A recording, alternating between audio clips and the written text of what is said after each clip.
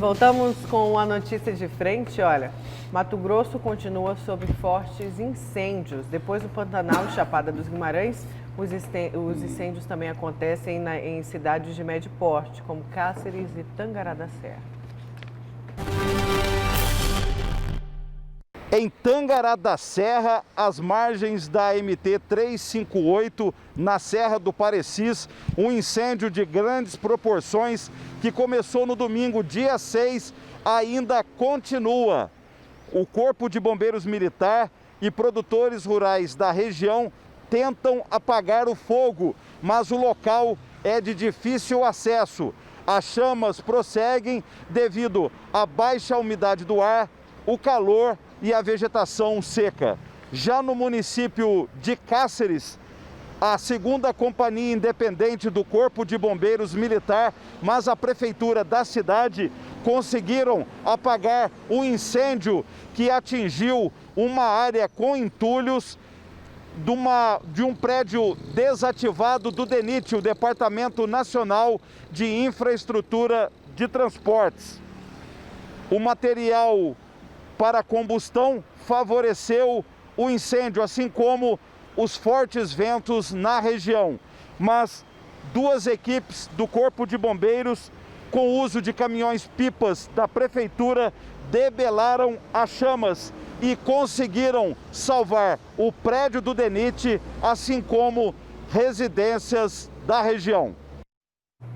Obrigada, Antônio. E olha, vamos aqui a nota, a resposta sobre esses incêndios. A Delegacia do Meio Ambiente do Governo de Mato Grosso apura responsáveis pelas grandes queimadas do Pantanal. As 5 perícias realizadas pelo Centro Integrado Multi-Inteligência de Coordenação Operacional apontam ação humana como causa da origem no fogo nessas regiões que o Antônio falou. A investigação policial apura a responsabilidade criminal dos envolvidos, as causas do incêndio, o nexo da casualidade entre o fato e o crime e quem é o autor. A penalidade pode variar de reclusão de 2 a 4 anos, além de multas, e os valores podem variar de 7.500, de 1.000 a 7.500 por hectare, chegando a 50 milhões e ainda medidas administrativas. E falando ainda sobre a questão das queimadas, daqui a pouco a gente vai trazer outros vídeos. Teve essa interdição aí que o Lúcio mencionou na estrada de Chapada dos Guimarães. Eu vi o vídeo, olha, é desesperador, porque começa ali a amontoar carro e aquela fumaça, eu fico imaginando como que estava para respirar, ficar ali naquele ambiente, porque os olhos começam a lacrimejar. O nariz parece que está queimando, porque você tem uma né? carga pesada de dióxido de carbono, né, partículas de dióxido de carbono bastante elevada no ar, e isso realmente prejudica todo mundo, né? Mas você tocou num ponto bastante importante. Parece que o governo do estado entendeu e sabe, né? Porque você tem órgãos de controle, você tem como monitorar boa parte da área rural hoje via satélite no estado do Mato Grosso, então você sabe qual a origem daquele fogo, né? Mas não podemos também desconsiderar, tirar também desta análise um outro ponto importante, que é o que os especialistas chamam de fogo de turfa. O fogo de turfa é aquele fogo que pega numa massa orgânica abaixo da área superficial, e é justamente esse fogo de turfa que está queimando, matando e queimando as patas dos animais silvestres, né? Você pega aquela região do Complexo do Encontro das Águas, por exemplo, onde você tem a maior concentração de onça pintada, tem uma quantidade gigantesca de animais silvestres com as patas queimadas por conta desse fogo de turfa, né? Mas boa parte... Outro dia teve até uma imagem dessa, de uma onça com a pata queimada em função do fogo. Exatamente, porque você não vê esse fogo, né? Ele fica numa camada abaixo, uma camada orgânica abaixo, né? Muito quente, e o animal acaba correndo e queimando as patas, né? Certo, e a gente tem imagens de Chapada, não tem? Da rodovia, como ficou, da situação lá em Chapada, né? Causou também interdição na rodovia, olha só. Esse é o fogo de ontem. Olha a situação, gente. Já pensou para o motorista passar aí do lado desse fogo, gente? E teve um período aí que a rodovia acabou tendo que ser interditada por um certo período, ontem. É isso? Sim, foi ontem. E aí você tem essa labareda, literalmente, o fogo muito alto, a fumaça preta. Aí você põe a pessoa para respirar isso, imagina a situação aí na região. E o calor intenso. E não foi só nesse trecho, tá? Vários trechos aí da estrada de Chapada, em Chapada dos Guimarães, o que acabou causando a interdição ali da rodovia Emanuel Pinheiro, que é a rodovia que liga Chapada a Cuiabá. Olha a situação, gente, é triste demais, né? O Pantanal, o Mato Grosso virou literalmente cemitério também de animais mortos, né? Essas cenas são tristes demais. São tristes demais de ver, né? Olha só a vegetação. Você pega a região de Poconé, por exemplo, tem mais de 1000 focos de incêndio. Só Poconé. Tá triste, tá triste. Pensou? 2.200.000 hectares queimados este ano por conta do fogo, né? É algo impressionante. Eu vi uma informação de que as queimadas já destruíram, já consumiram, né, 12% da área do Pantanal de Mato Grosso. Eu vi um vídeo, muita coisa, não sei se vocês receberam esse vídeo da região do Piquiri. Olha, você viu os pássaros Edivaldo ali? Ribeiro, um abraço para você, se estiver vendo a gente. O Edivaldo me encaminhou esse vídeo. Pois é, você viu os pássaros, né? Pessoal, olha, vou te falar, realmente... Agora sim temos o Bruno. Vamos então voltar ao vivo com o repórter Bruno Pinheiro, que o Bruno vai trazer mais informações para a gente sobre as queimadas que estão sendo registradas aqui em Mato Grosso. Vários vídeos, Bruno, circularam nesse final de semana e que mostram a destruição causada pelo fogo, não é isso?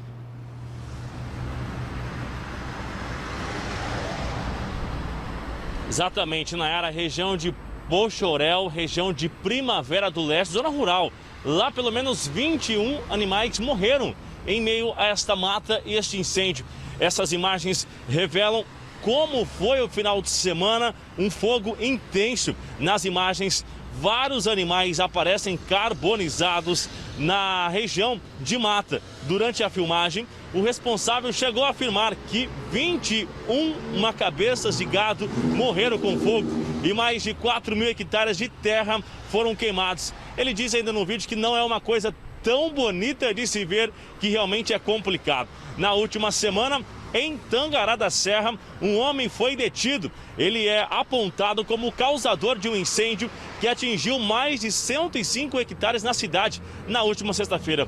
O fogo iniciou antes das 4 da tarde e só foi controlado às 21 horas, ou seja, 9 da noite. O homem foi detido depois de que populares identificaram este criminoso e ligaram para o Corpo de Bombeiros. Agora, falando do Pantanal, essa outra imagem também é chocante. O que você acompanha agora logo pela manhã é uma imagem que mostra também animais carbonizados, os rios que estão secos também na região do Pantanal e que complica ainda mais. Nesta imagem é possível ver do alto o tamanho do incêndio realmente e as fotos que foram disponibilizadas mostram jacarés e outros animais acabaram morrendo. O fogo já destruiu equivalente a mais de 1.400, né? 1.400.000 campos de futebol. Realmente é uma região muito grande e um número que chama a atenção.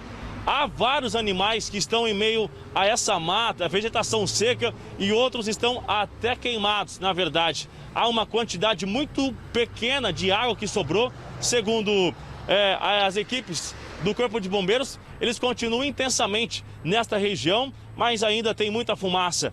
A Delegacia do Meio Ambiente está apurando o que realmente aconteceu e já há indícios de que houve a intervenção de humanos, ou seja, que não é algo natural, que alguém colocou fogo realmente nesta mata e a polícia busca identificar este criminoso ou quem foi que colocou.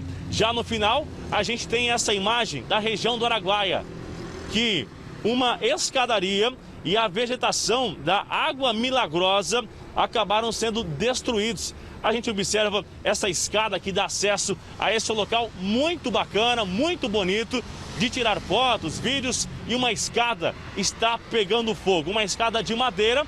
Várias pessoas que estiveram na região do Araguaia já sabem realmente onde fica a Água Milagrosa, né?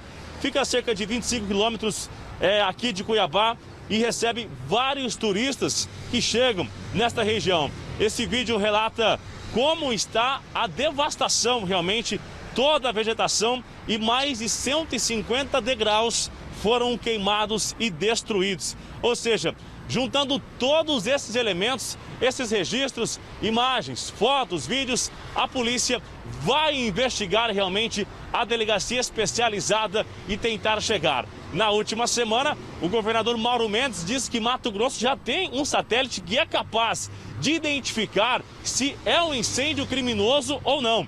Se for comprovado a presença de humanos, fica mais fácil de chegar, identificar de quem é a área. Também na última semana, Lúcio e Nayara chegaram a questionar sobre as multas, né? Se realmente o Estado está recebendo essas multas, quem está sendo multado, estão arcando, se comprometendo em repassar esse valor, ela será recorrida, o que deve acontecer.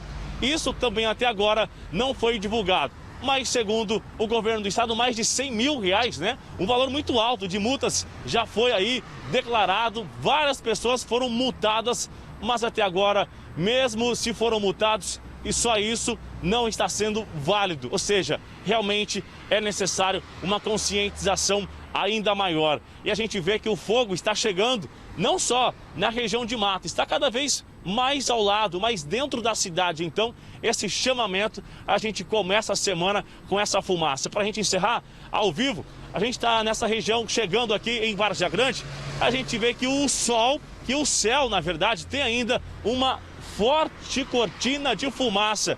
Ou seja, é difícil ainda essa visibilidade do céu azul e até mesmo a dificuldade na respiração. Se o uso de máscara já era um insumo, um equipamento importante no combate ao novo coronavírus, agora também o uso de máscara é importante com essa tamanha fumaça que está sobre o céu do estado de Mato Grosso, já que não é só aqui em Cuiabá não. Nayara, Lúcio, Haroldo. Obrigada, viu, Bruno, pelas suas informações. É, situação difícil. A gente tem aí as imagens, né, assustadoras, tristes dos animais também que o Bruno mostrou. Ai, olha só essa do Pantanal, gente, olha que imagem, não parece Mato Grosso, né? Olha só que tristeza, que tristeza. Verônica, será que a Verônica está aqui nos auxiliando? Será que temos, nossa editora, as imagens lá da estrada de Chapada, da interdição de ontem? Temos imagens aqui da estrada de Chapada também, da interdição de ontem, causada por conta das queimadas lá em Chapada dos Guimarães, né? Situação triste. Olha, se você quer ver uma outra imagem terrível também, para quem sempre visita a região de Cáceres, é o Rio Paraguai. É algo absurdo. Você vê o volume de água está assim, fininho praticamente. É um rio bastante volumoso, né? O que é realmente muito triste, né? Agora, com relação às multas, eu sempre vejo assim, tanto prefeitura com relação às queimadas urbanas, né, e o governo do estado com relação às queimadas rurais, falando, nós já aplicamos 1 milhão em multas, 2 milhões em multas, R$100 mil de multa para fulano, R$100 mil de multa para ciclano.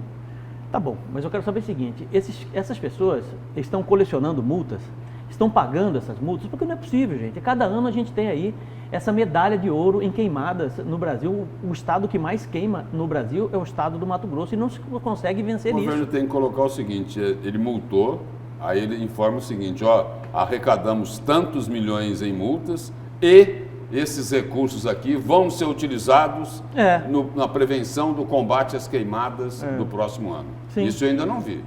Isso eu não vi E ainda. precisa, você tem, por exemplo... Eles dizem o seguinte, olha, se o incêndio for criminoso, vai ser multado. Né? Isso aí, foi a queimada. As queimadas lá em Pochorel, olha só como ficou o veículo. A situação aí. Pochorel, que é a cidade da Verônica, né? Ela recebeu esse WhatsApp e aí a situação do veículo. Tem mais imagens também dos danos causados pelos incêndios. Temos mais aí? As imagens, então, de Chapada. Olha, gente, vamos repercutir também, os nossos telespectadores estão aqui participando com a gente através do nosso WhatsApp. Vamos repercutir, o pessoal está falando também aqui, olha, vamos aqui ao WhatsApp repercutir também a participação do telespectador. Bom dia, falando do fogo aqui no nosso estado. Neste ano só mudaram de estratégia. Ano passado sempre começava na Chapada, agora só mudaram para o Pantanal. É triste, muito triste ver tudo isso e pensar que tudo isso Não, era para tudo vir verba. Bom, não entendi muito bem. Tem aqui mais participação. Vocês poderiam fazer uma matéria sobre as condições de trabalho no posto de identificação de madeiras do INDEA, no Distrito Industrial. Está precária. Peço para não ser identificado, pois sou servidor. Denúncia, gente. Denúncia grave aí. Vamos pedir para a produção apurar, tá bom? Essa denúncia séria aí sobre o posto de identificação de madeiras do INDEA, lá no Distrito Industrial. Temos mais imagens? Quer dizer, se a situação do posto de identificação da madeira é precária, significa que o trabalho não deve estar sendo executado, bem feito, né? Não é isso? É isso. E aí o seguinte, aí será que pode estar passando madeira que não deveria passar? Talvez, Lúcio. Temos mais imagens aqui do interior também sofrendo com os incêndios. Também região de Poxoréu, a gente recebeu o vídeo ali da região, muita fumaça e muito fogo.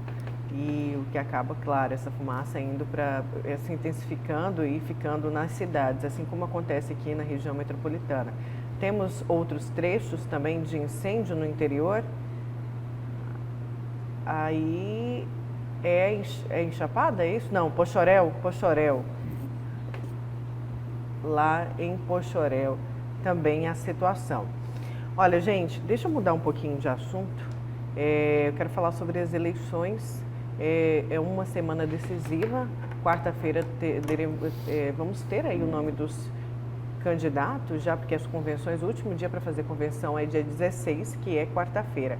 E já tiveram algumas nesse fim de semana, como o PROS, que lançou o nome que era pré-candidata, Gisela Simona, tendo como vice o maestro Fabrício Carvalho. Aí teve também o lançamento para o Senado do advogado Euclides Ribeiro. E durante esse lançamento, o advogado criticou Fávaro e Nilson Leitão por fazerem velha política. Ele disse aí durante esse lançamento. Questionado sobre Fávaro e Leitão estarem à frente das pesquisas, o pré-candidato disse que eles são políticos profissionais. No entanto, é exatamente por isso que eles representam a velha política. Criticou o Euclides, que é candidato ao Senado pelo Avante, que tem aí o apoio do PROS de Gisela Simona. É importante destacar para o nosso eleitor, para o telespectador, que a crítica pela crítica, ela é como um dado na mão, é absolutamente nada. Quando você joga o dado, você tem um fato, você tem um número ali, um número 4, um número 3, né? O que a gente precisa observar é que essas pessoas que estão criticando querem holofote muitas das vezes para poder chamar a atenção da mídia, chamar a atenção da imprensa para dizer o seguinte: olha, eu estou aqui e sou pré-candidato ao Senado. A diferença entre um político medíocre, alguém que quer ser político, né, de um estadista, é que o político medíocre ele apenas critica. O estadista ele critica dando solução. Então, assim, esse que critica a política velha, você precisa saber dele quais são os planos que ele tem, qual é a ideia que ele tem com relação às mazelas da área da saúde, da educação, da segurança, o que ele pensa do Estado do Mato Grosso, se ele gosta, se ele entende o que é o mecanismo do Estado do Mato Grosso, o que representa o Estado do Mato Grosso para o Brasil. Não dá para você... E o que é que ele fez, né, professor? E o que ele fez? O que ele fez é que lhe dá credencial para isso, para tentar, para almejar um cargo tão importante como o Senado da República. Exatamente. Né? Isso vale para ele e vale para todo mundo. Para todo mundo. Para todo mundo. Então, é isso. É você atrás de uma crítica, né, ou ao lado dela, é muito importante que você tenha uma solução, uma sugestão, uma ideia para que possa tentar resolver aquele problema. Então, a gente precisa separar as pessoas, né, exatamente com esse bisturi, né, para poder fazer a coisa certa e analisar os melhores candidatos. O joio do trigo. O joio do trigo. Eu Eu tentei buscar aqui, renderizei a cabeça para achar, não achei. Porque tá muito cedo, é normal. Olha, agora a gente vai... só para falar também que o interior, né, tivemos aí algumas convenções. O deputado Juarez Costa é o candidato a prefeito de Sinop e segue com o vice, ainda vai ser definido. Inclusive no telão aí, está no GD, no portal Gazeta Digital, o governador Mauro Mendes enviou um vídeo aí para essa convenção. O Podemos oficializa também um médico e sargento na disputa por Sinop. Vamos ver aqui quem que é o candidato do Podemos, que o Podemos oficializou Jorge Yanai, e Lucélia Santos para a Prefeitura de Sinop. Temos aí também, então, são os candidatos de Sinop, né? E todas essas definições já têm um prazo de validade, né? Até depois de amanhã, até a próxima quarta-feira, dia 16 de setembro, que é o último prazo da Justiça Eleitoral para que os partidos realizem as suas convenções. Quer dizer, aqui em Cuiabá tem aí, né?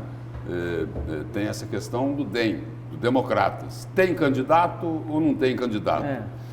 Fábio Garcia é candidato ou não é? Ou não é candidato, né?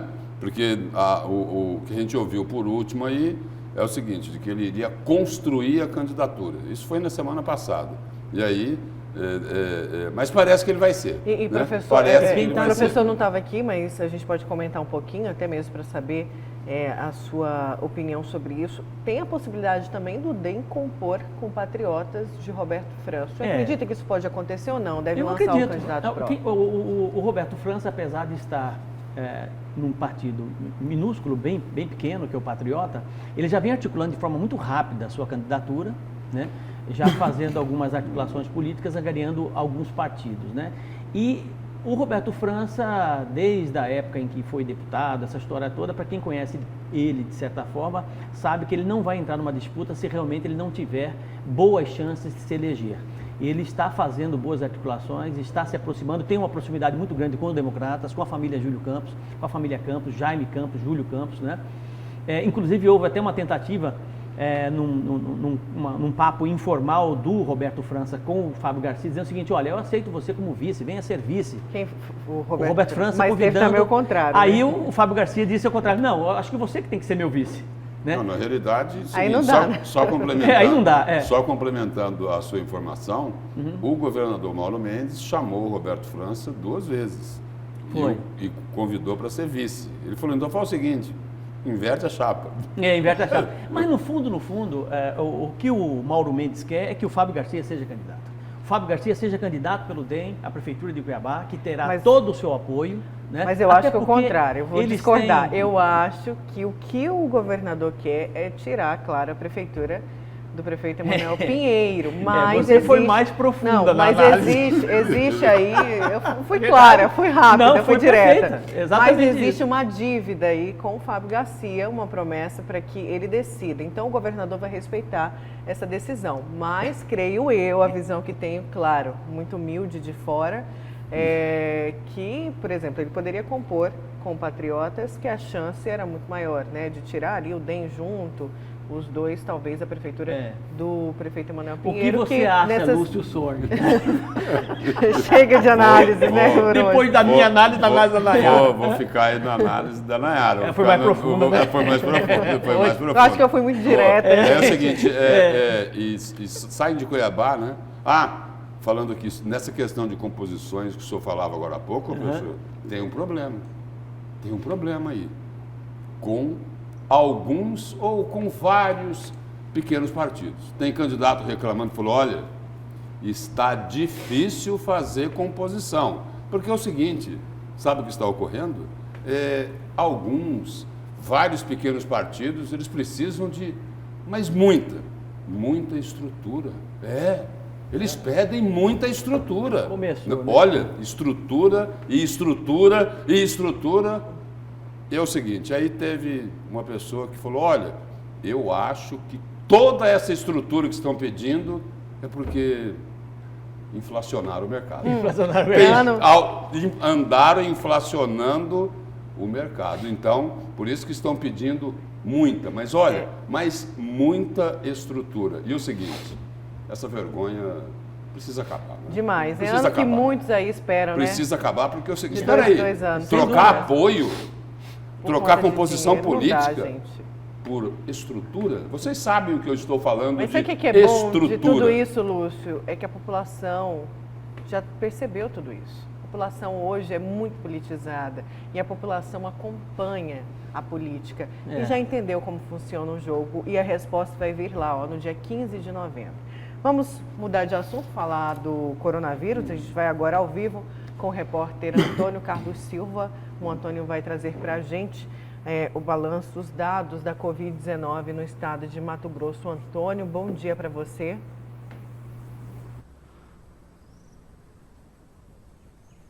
Bom dia, Nayara, Lúcio, Haroldo, e é você que acompanha a notícia de frente, dados do último boletim epidemiológico da Covid-19 em Mato Grosso, dados oficiais do governo de Mato Grosso.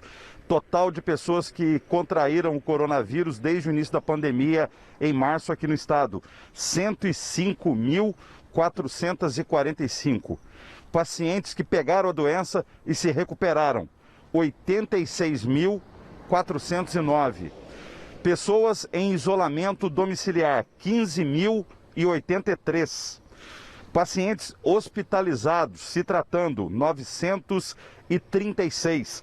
São 495 em enfermaria, um total aí de taxa de ocupação de 32%. E 471 em UTIs, um total de taxa de ocupação de 64%. Total de pessoas falecidas desde a primeira, lá no dia 3 de abril, em Lucas do Rio Verde, até agora, 3.130. Nayara, Lúcio, Haroldo, é com vocês. Obrigada, viu, Antônio, pelas suas informações. Vamos para o seu destaque, Haroldo. Vou tentar ser o mais rápido, o mais breve possível com relação a essa questão do Supremo Tribunal Federal.